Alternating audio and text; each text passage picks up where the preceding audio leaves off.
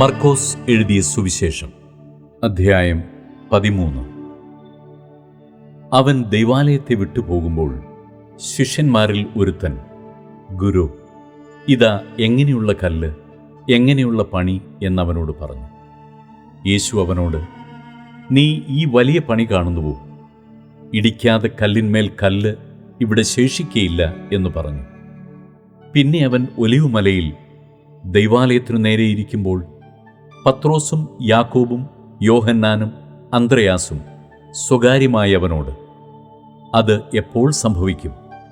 അതിന് എല്ലാം നിവൃത്തി വരുന്ന കാലത്തിൻ്റെ ലക്ഷണം എന്ത് എന്ന് ഞങ്ങളോട് പറഞ്ഞാലും എന്ന് ചോദിച്ചു.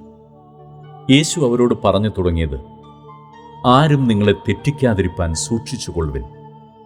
ഞാനാകുന്നുവെന്ന് പറഞ്ഞുകൊണ്ട് അനേകർ എൻ്റെ പേരെടുത്തു വന്ന് പലരെയും തെറ്റിക്കും. എന്നാൽ നിങ്ങൾ യുദ്ധങ്ങളെയും യുദ്ധശ്രുതികളെയും കുറിച്ച് കേൾക്കുമ്പോൾ ഭ്രമിച്ചു പോകരുത്. അത് സംഭവിക്കേണ്ടത് തന്നെ, എന്നാൽ അത് അവസാനമല്ല. ജാതി ജാതിയോടും രാജ്യം രാജ്യത്തോടും എതിർക്കും.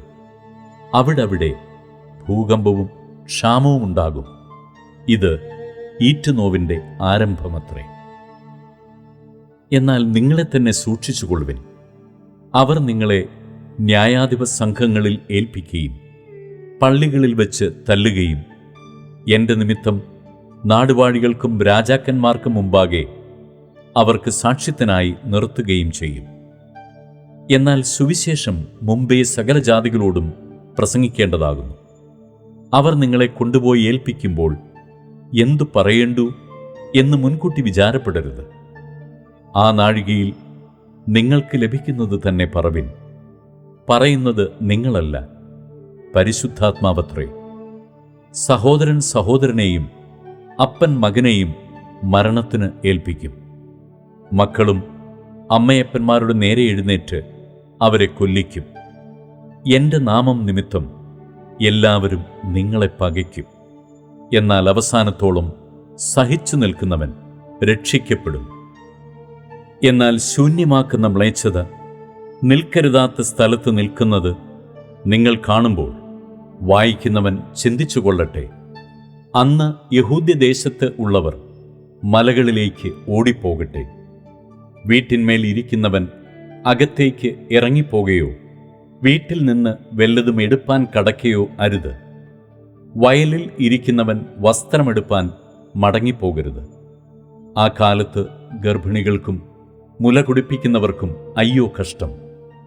എന്നാൽ അത് ശീതകാലത്ത് സംഭവിക്കാതിരിപ്പാൻ പ്രാർത്ഥിപ്പിൻ.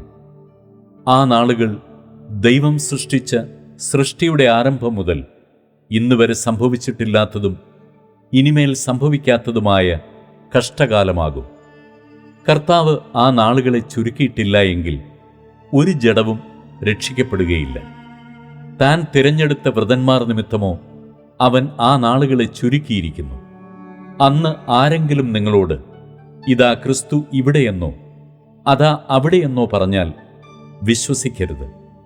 കള്ളക്രിസ്തുക്കളും കള്ളപ്രവാചകന്മാരും എഴുന്നേറ്റ് കഴിയുമെങ്കിൽ വ്രതന്മാരെയും തെറ്റിപ്പാനായി അടയാളങ്ങളും അത്ഭുതങ്ങളും കാണിക്കും.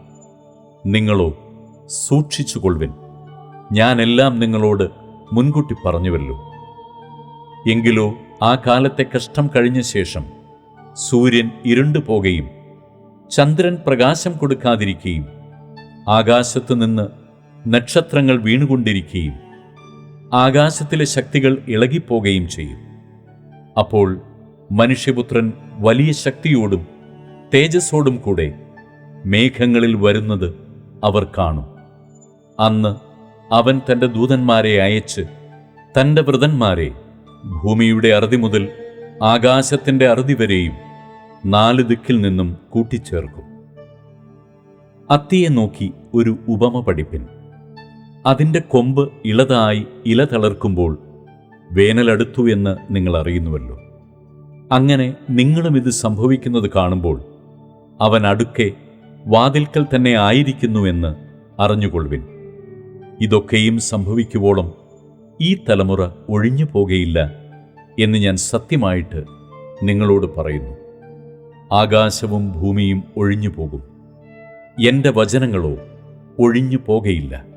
ആ നാളും നാഴികയും സംബന്ധിച്ചോ പിതാവല്ലാതെ ആരും, സ്വർഗത്തിലെ ദൂതന്മാരും പുത്രനും കൂടെ അറിയുന്നില്ല. ആ കാലം എപ്പോഴെന്ന് നിങ്ങൾ അറിയായ്കകൊണ്ട് സൂക്ഷിച്ചുകൊള്ളുവിൻ. ഉണർന്നും പ്രാർത്ഥിച്ചും കൊണ്ടിരിപ്പിൻ. ഒരു മനുഷ്യൻ വീട് വിട്ട് പരദേശത്ത് പോകുമ്പോൾ ദാസന്മാർക്ക് അധികാരവും അവനവന് അതത് വേലയും കൊടുത്തിട്ട് വാതിൽ കാവൽക്കാരനോട് ഉണർന്നിരിപ്പാൻ കൽപ്പിച്ചതുപോലെ തന്നെ യജമാനൻ സന്ധ്യയ്ക്കോ അർദ്ധരാത്രിക്കോ കോഴി കൂകുന്ന നേരത്തോ രാവിലെയോ എപ്പോൾ വരുമെന്ന് അറിയായ്കകൊണ്ട് അവൻ പെട്ടെന്ന് വന്ന് നിങ്ങളെ ഉറങ്ങുന്നവരായി കണ്ടെത്താതിരിക്കേണ്ടതിന് ഉണർന്നിരിപ്പിൻ. ഞാൻ നിങ്ങളോട് പറയുന്നതോ എല്ലാവരോടും പറയുന്നു, ഉണർന്നിരിപ്പിൻ.